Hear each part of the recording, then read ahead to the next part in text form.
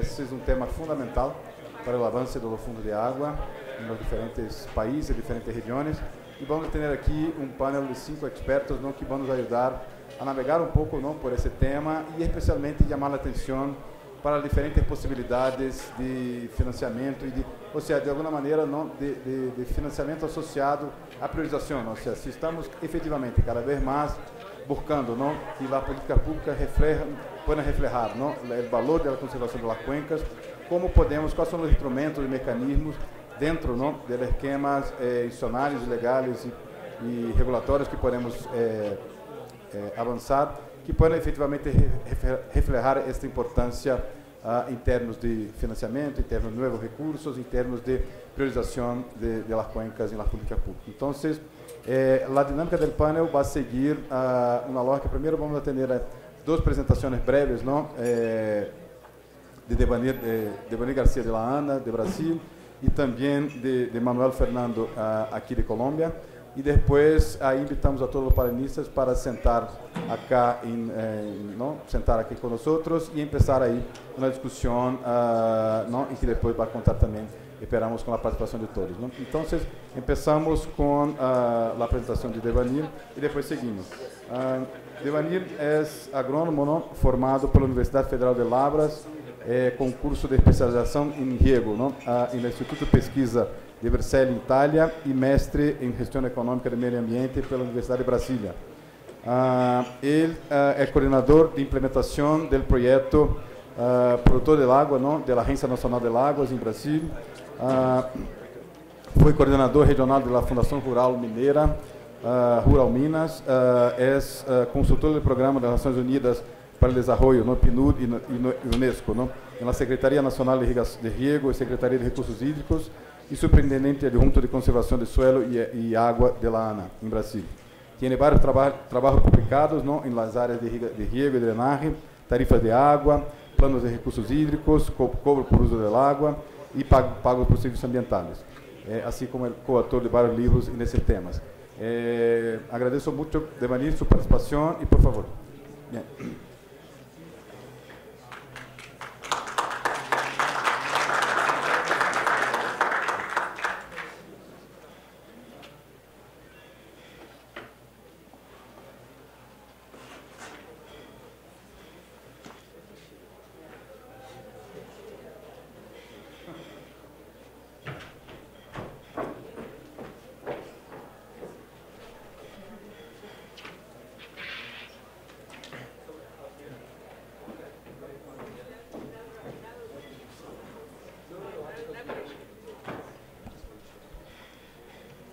Boa tarde a todos e a todas. Inicialmente, gostaria de agradecer o convite, dizer da nossa satisfação em estarmos participando desse evento. Vamos tentar tratar um pouquinho da governança de água no Brasil. Bom, a gestão dos recursos hídricos, nós temos 2 instrumentos legais. A Lei 9433, que criou a Política Nacional de Gestão de Recursos Hídricos, e a 9984, que criou a Agência Nacional de Águas.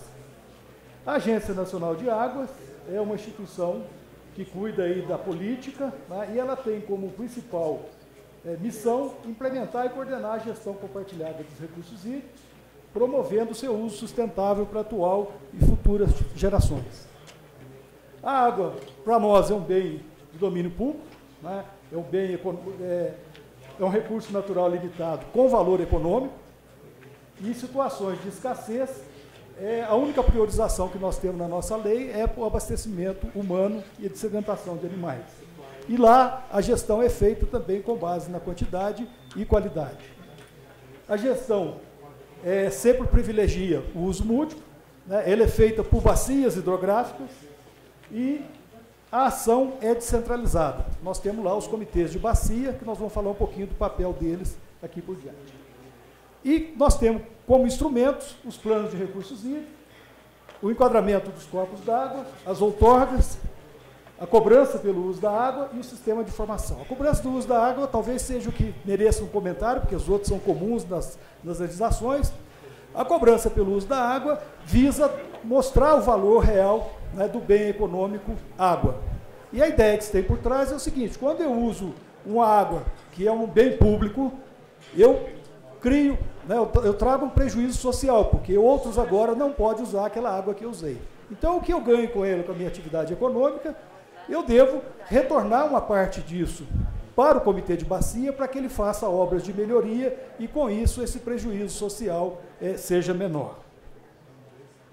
Então, a Agência Nacional de Água, em termos de resumo, ela é um órgão executor quando ela faz a gestão de recursos hídricos e é um órgão regulador, ao fiscalizar o uso da água, mediar conflitos e fazer a outorga dos usos das águas, daquelas águas de domínio da União, porque no Brasil nós temos 2 dominalidades de água. A gestão de bacia, né, a gestão compartilhada, ela é feita utilizando o plano de bacia, que me mostra quanta água eu tenho, eu identifico os diversos usos e, através de um grande número de reuniões nos comitês de bacia, eu faço a partição dessa água.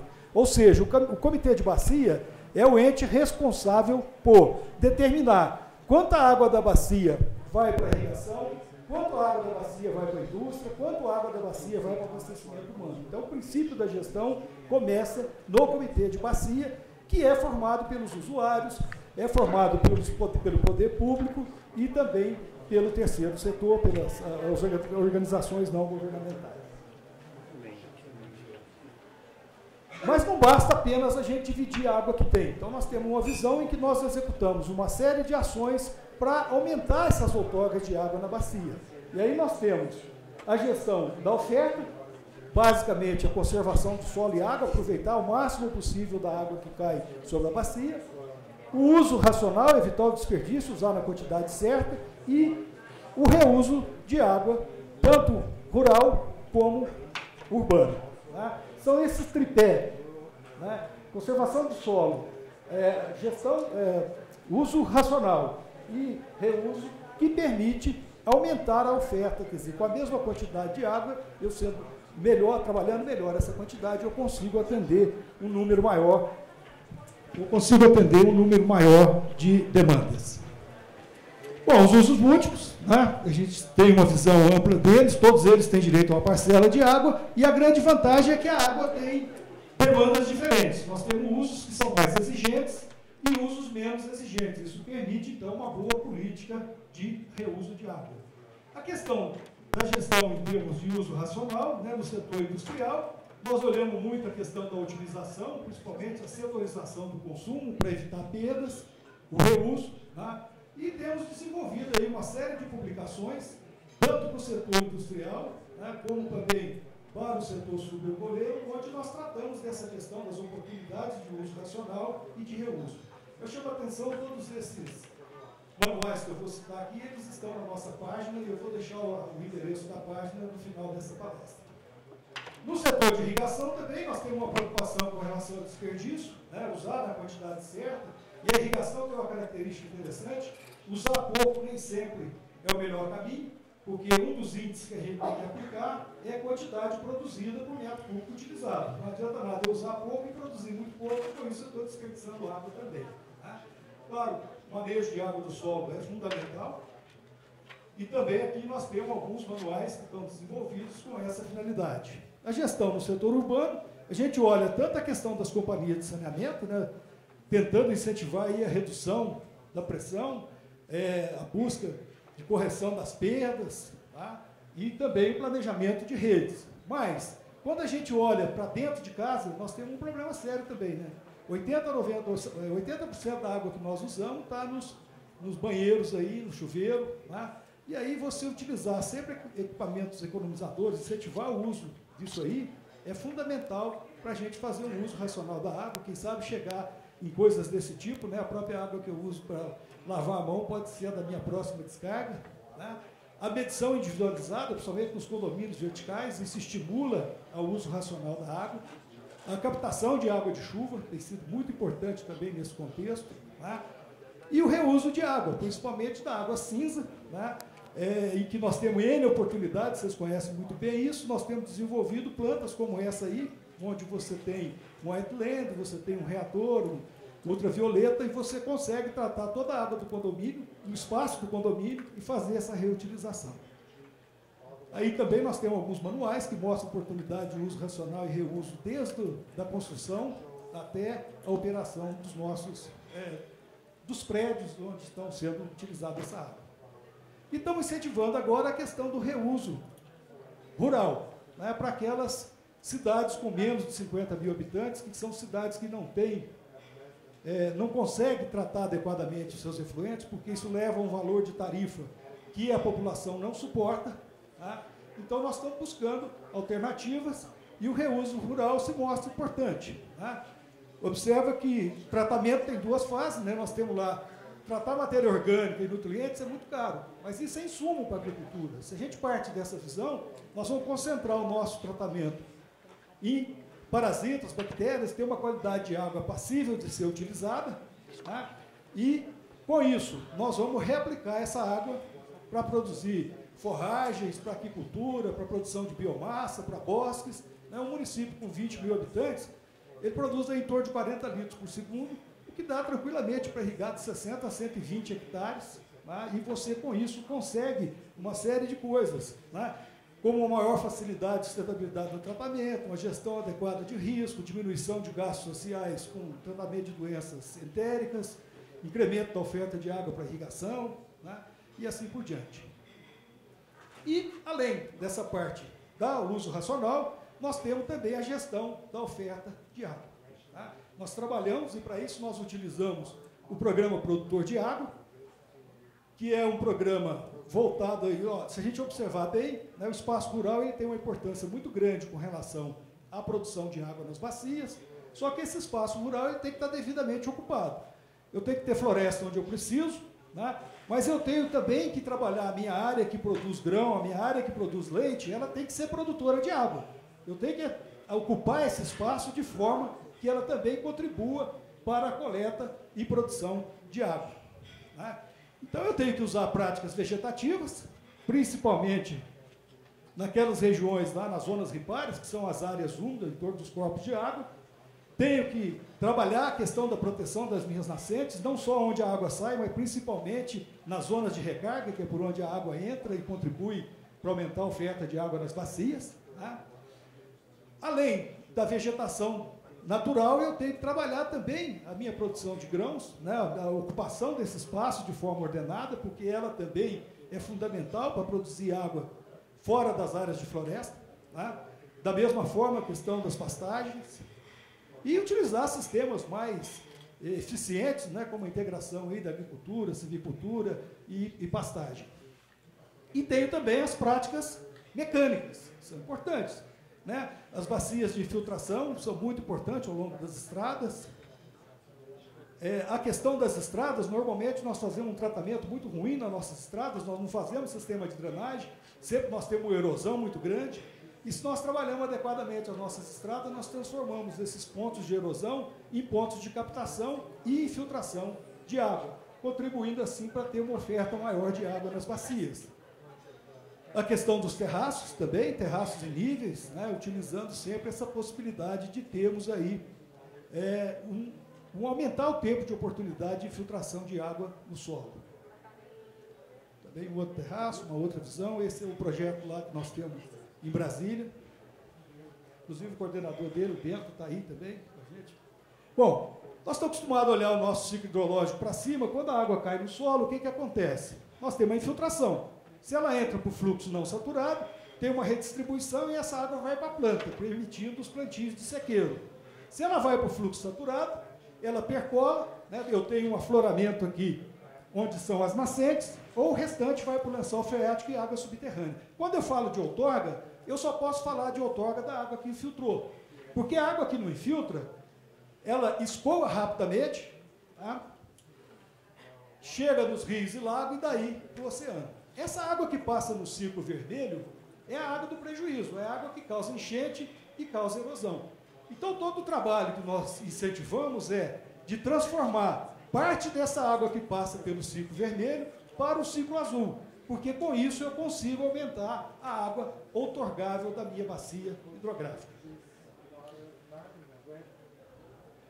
Independente de onde eu esteja atuando, né, seja nas estradas, na área de proteção, eu sempre tenho que ter duas coisas. Uma boa cobertura vegetal, que pode ser vegetação nativa, né, ou a própria cultura, E eu tenho que ter estruturas que aumentem esse tempo de oportunidade, porque com isso, de infiltração de água, porque com isso eu estou buscando a saúde da minha bacia. Né? Uma bacia com saúde, ela fornece os recursos naturais que eu preciso, sem perder a biodiversidade, mantendo o potencial produtivo, mantendo o funcionamento hidrológico, ou seja, eu tenho a minha bacia hidrográfica no equilíbrio. Eu retiro o que eu preciso dela agora e eu tenho essa reposição no espaço de um ano.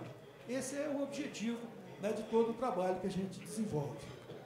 Como é que a gente consegue isso? Com serviços ambientais. E a discussão toda é quem paga esse serviço. Normalmente a gente cobra isso do produtor. Nós queremos que o produtor rural faça isso de graça para a gente. Ainda bem que essa visão está mudando agora, porque aí nós vamos ter melhorias ambientais significativas. Tá?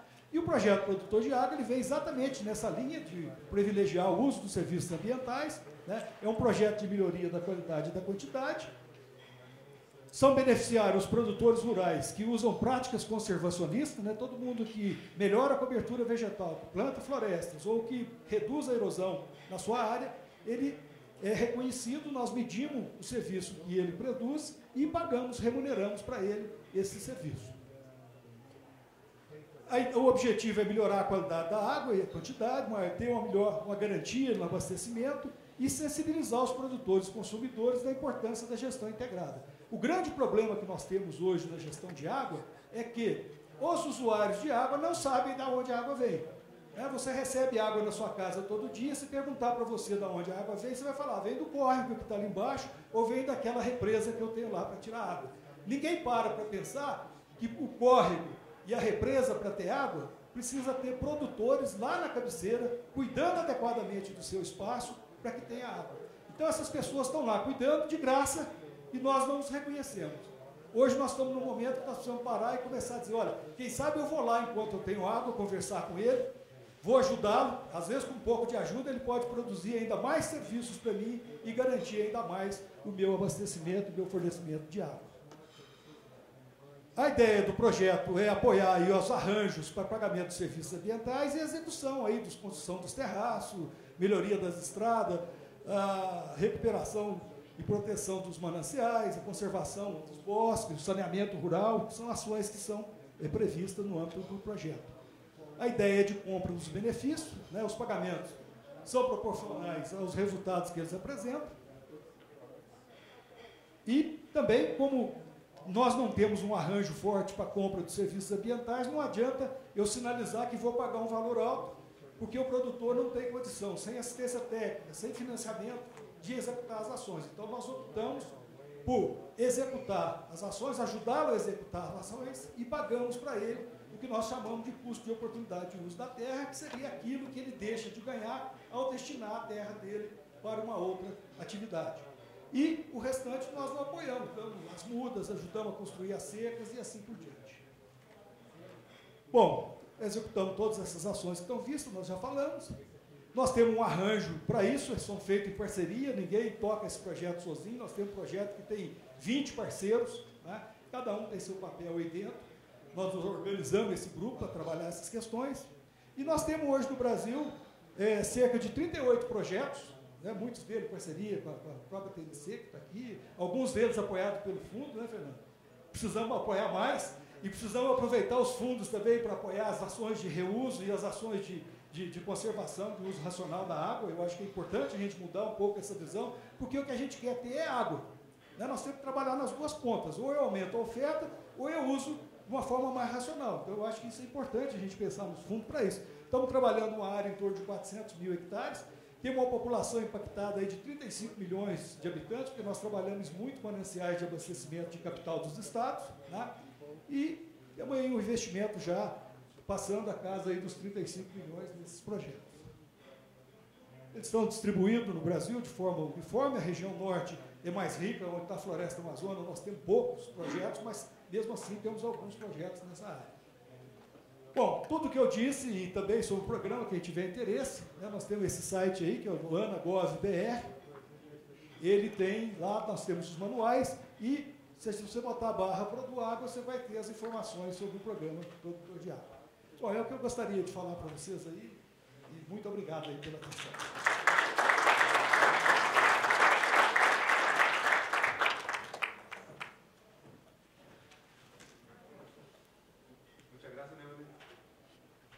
Muchas gracias. Muchas gracias, Devani. Los invito después a todos, ¿no?, en el momento de la discusión del panel, también a hacer preguntas y más aclaraciones de Devani respecto de este programa, que ha sido un programa muy innovador, muy importante para el desarrollo de la conservación de cuencas en Brasil y involucramiento del productor rural también en todo ese proceso, ¿no? Ahora yo gustaría de invitar a Manuel Fernando Castro.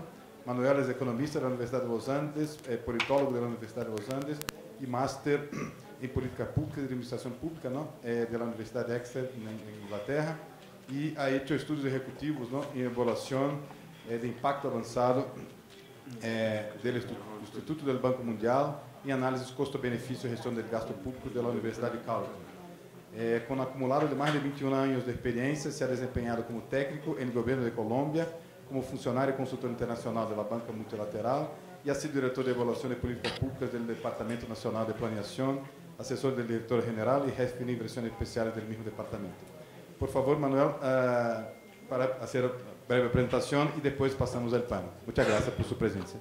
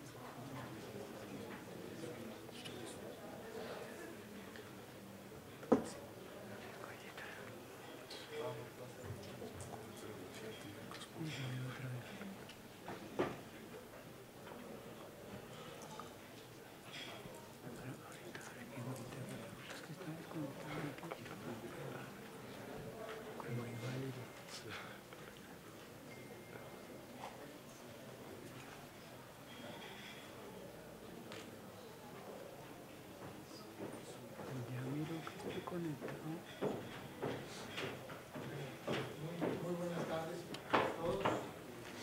Agradecerle a los organizadores, a la doctora TNC por la invitación a participar en este importante.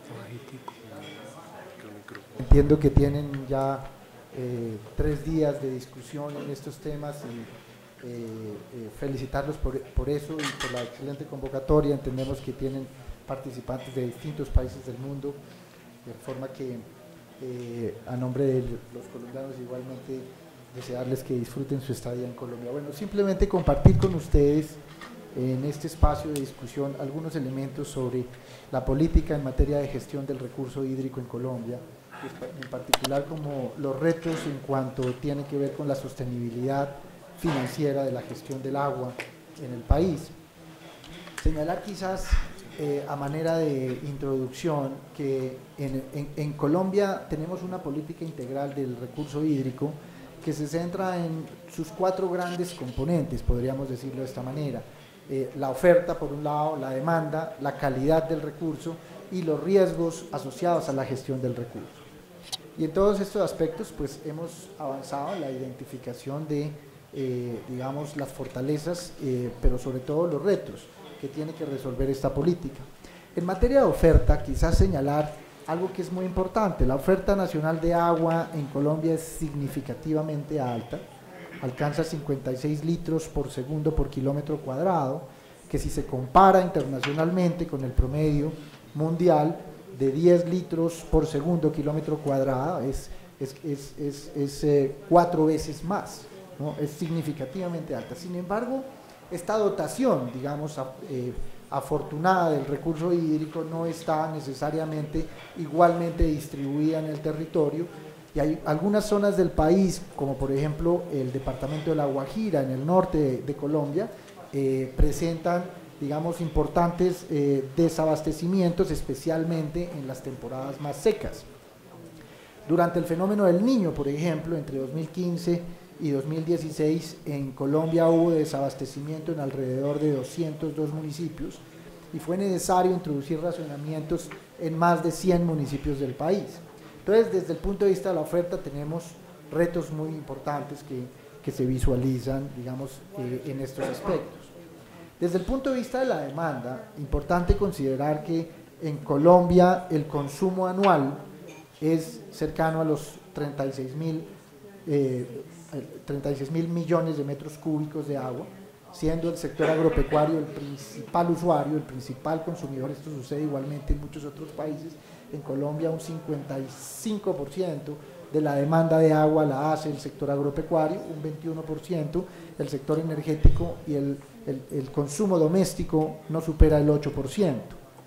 Sin embargo, en los sistemas de prestación del servicio de agua potable, Colombia tiene todavía grandes ineficiencias que plantean unos retos muy significativos. En particular, en Colombia se pierde un 42% del agua tratada por deficiencias, digamos, en las redes de distribución, por falta de mantenimiento de las redes de distribución, por falta de inversiones en las redes de distribución, y es un porcentaje significativamente alto el que se desperdicia, que equivale a cerca de 988 millones de metros cúbicos al año, un volumen muy importante. En cuanto a calidad, digamos que la contaminación en Colombia está concentrada en un número